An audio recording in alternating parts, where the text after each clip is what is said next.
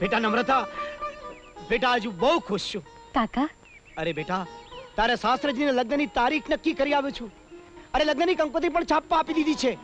અરે દીકરા, જોજે તો ખરી, તારા લગ્ન એવા ધામધૂમથી કરીશ કે આખું શહેર વાહ વાહ પોકારી ઉઠશે. કાકા, તમે મારી ખાતર કેટલી તકલીફ વેઠો છો. તમારું આ ઋણ હું શી રીતે ચૂકવીશ? ઋણ? અરે બેટા, ઋણ તો મારા દોસ્ત શિવપ્રસાદનું ઉતારી રહ્યો છું. પણ આ પ્રસંગ જોવા એ તો દુનિયામાં નથી રહ્યો. તોય જોજે તો ખરી. પણ તું બેટા, મને તો તારો પિતા જ માનજો. હો, એવું ન બોલો કાકા. પૂજાનાથનું આ દુનિયામાં તમારા સિવાય બીજું કોણ છે?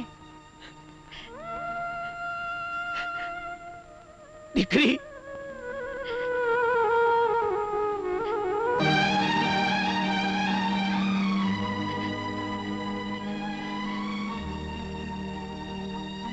કાકા, બોલ બેટા.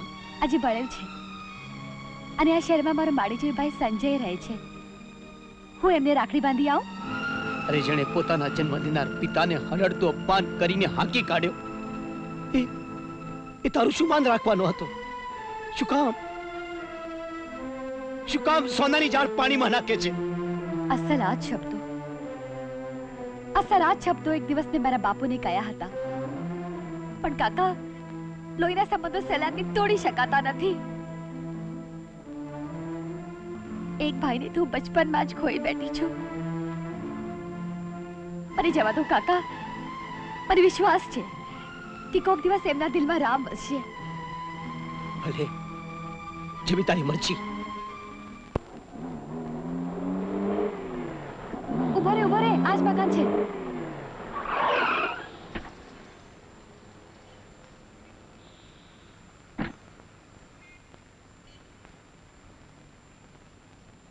સંજયભાઈ ઘરમાં છે?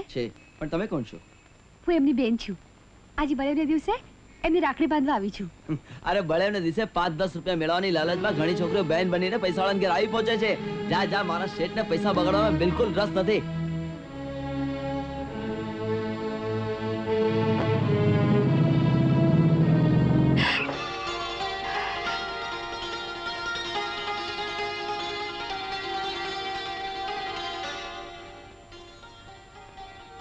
માફ કરજો, મારું ધ્યાન ન રહ્યું. કોઈ વાંધો નહીં. આ તમારી રાખડી પડી ગઈ છે. જે રાખડી મારા ભાઈને હાથે ન બાંધી શકી, એનું હવે શું કામ? એક વાત કહું, મારે કોઈ બેન નથી. અને જે રીતે આ રાખડી મારા કાંડા ઉપર આવીને પડી, મને એમ લાગ્યું કે ઈશ્વરે આજે બળેવને દિવસે મને એક બેન આપી. બેન, મને ધર્મનો ભાઈ માની આ રાખડી મારે હાથે બાંધી દેશો?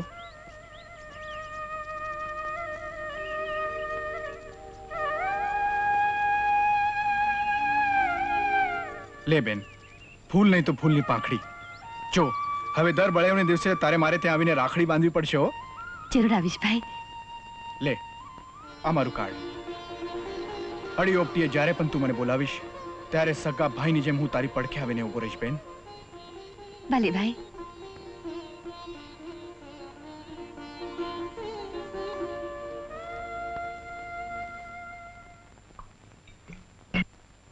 સંજય, બોલો સાહેબ.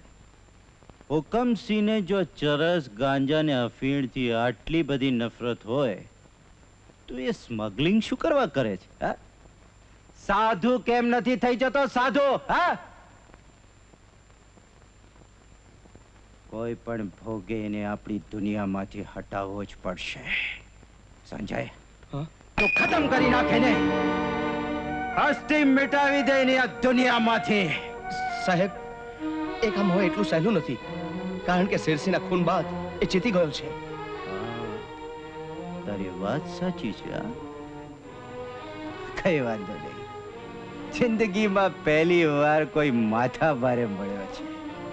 સંજય, તું એક કામ કર, તું એની સાથે સમજૂતી સાથે 50 લાખ 1 કરોડ આપીને એની જ પાસે કબૂલાત કરાવી લે. કે આપણા માલ પર તરાપ ના મારે ને આપણે એના માલ પર તરાપ ના મારીએ, સમજો? હા સાહેબ, આજે જ હું એનો કોન્ટેક્ટ કરીશ. Please relax, please relax. તું જા. ઓકે.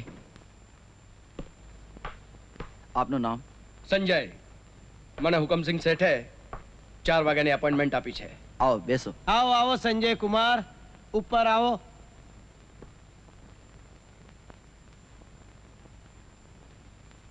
આવો.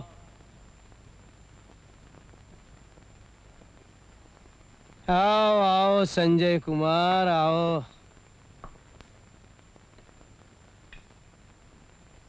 શું બેસવા માટે બેઠક શોધી રહ્યા છો? હાજી. સંજય કુમાર, તમે જો મારા બંગલે મહેમાન તરીકે આવ્યા હોત તો હું તમને બેસવા માટે જરૂર ખુરશી આપત, પણ તમે તો મારી પાસે શરણાગતની જેમ સમજૂતી સાધવા આવ્યા છો, એટલે હું તમને બેસવા માટે ખુરશી નહીં આપું. અને તું મારા છોકરાની ઉંમરનો છે એટલે મારી સામે ઉભેલો વધારે સારો લાગે છે. હુકમસિંહ શેઠ, જો તમે એમ માનતા હો કે હું તમારો શરણાગત છું તો તમે ભીત ભૂલો છો. હું તો માત્ર એટલું જ કહેવા આવ્યો છું કે આપણે બંને એકબીજાના માલ પર તરાપ મારવાનું બંધ કરીએ તો બંનેમાંથી કોઈને નુકસાન નહીં થાય. તમે તમારા રસ્તે, અમે અમારા રસ્તે. સંજય કુમાર, શેરસિંહને અપંગ બનાવતી વખતે આ નહોતું સૂઝ્યું? શેરસિંહની ટોળીને પાંગળી બનાવીને અવારનવાર લૂંટી લેતા નહોતું સૂઝ્યું? અરે શેરસિંહનું ખૂન કરતી વખતે આ નહોતું સૂઝ્યું? અને હવે જ્યારે બબ્બે ફટકાવો પડે એટલે તમે મારી પાસે સમજૂતી કરવા આવ્યા છો.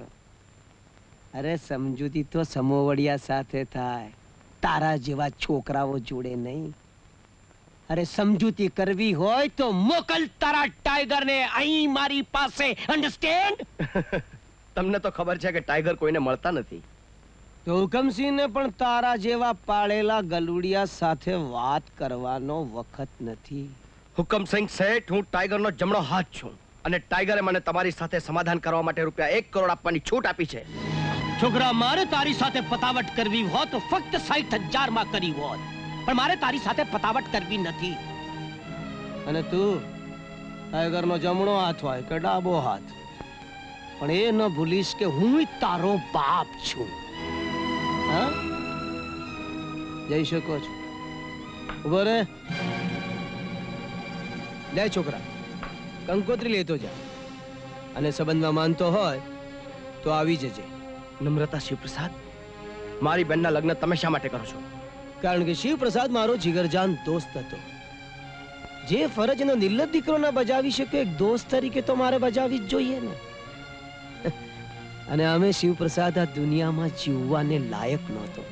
અરે આ દુનિયા તો મારા ને તારા જેવા માટે છે, ખરું ને? હા ભાઈ, સંબંધમાં માનતો હોય ને સમાજમાં સારા દેખાવું હોય તો લગ્નમાં આવી જજે. હો ભાઈલા. સુશીલભાઈ, અરે બેન, આવ આવ. તું અહીંયા ક્યાંથી? મારા લગ્નની કંકોત્રી આપવા આવી છું. એમ? વાહ બેન, મને એક વાતની ખુશી છે, તું હજી મને ભૂલી નથી.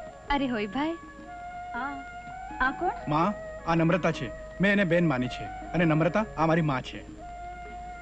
અરે અરે, સુખી રહેજે દીકરી. બેસ, હું તારે માટે ચા બનાવી લાવું. ના માજી, મારે મોડું થશે. બહાર બોર્ડરમાં મારા કાકા મારી વાટ જોએ છે. અરે, એમને બહાર શું કામ બેસાડ્યા? જા તો સુશીલ, એમને અંદર લઈ આવ. જા જલ્દી. જી. આવ. વડીલ, બહાર શું કામ બેઠા છો? અંદર પધારો ને. શું કહ્યું બેટા તે?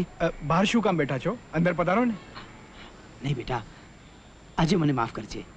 ફરી કોઈ વાર જરૂર આવીશ, પણ એ મારી દીકરી નમ્રતાના લગ્નમાં આવવાનું બોલતો નહીં. હા, ચોક્કસ આવીશ. હા. અને લગ્નની તૈયારીમાં જો મારી જરૂર પડે તો મને કેવડાવજો. જરૂર જરૂર બેટા. પણ એક કામ કરશે, જરા નમ્રતાને જલ્દી મોકલાવશે. મારા જે ઘણા કામ આટોપાના બાકી છે. હમણાં મોકલાવું છું. હા, થેન્ક યુ. ઓમ સુમુખશ્ચૈકદંતશ્ચ કપિલો ગજકર્ણકઃ લંબોદરશ્ચ વિકટો વિઘ્નનાશો ગણાધિપઃ સર્વમંગલમાંગલ્યે શિવે સર્વાર્થસાધિકે શરણ્યે ત્રંબકે ગૌરી નારાયણી નમોસ્તુતે શરણાગત દીનાર્થ પરિત્રાણ પરાયણે સર્વસ્યાર્થી હરે દેવી નારાયણી નમોસ્તુતે. હવે કન્યાનો ભાઈ જવતલ હોમે. લેવા દો સંજય શેઠ, લેવા દો. તમારા હાથ તો હીરા મોતીને જર ઝવેરાતથી રમવાને માટે ટેવાયેલા છે. આ જવતલથી તમારા હાથ મેલા થશે. ભાઈ સુશીલ, તું જા. હું તું શું વિચાર કરે છે? હું તને કહું છું, જા બેટા.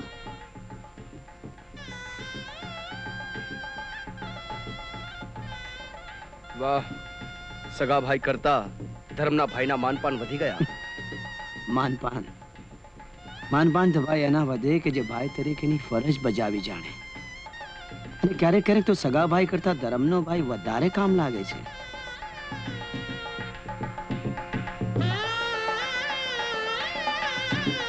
ઓમ મંગલમ ભગવાન વિષ્ણુ મંગલમ ગરુડધ્વજ મંગલમ પુંડરીકા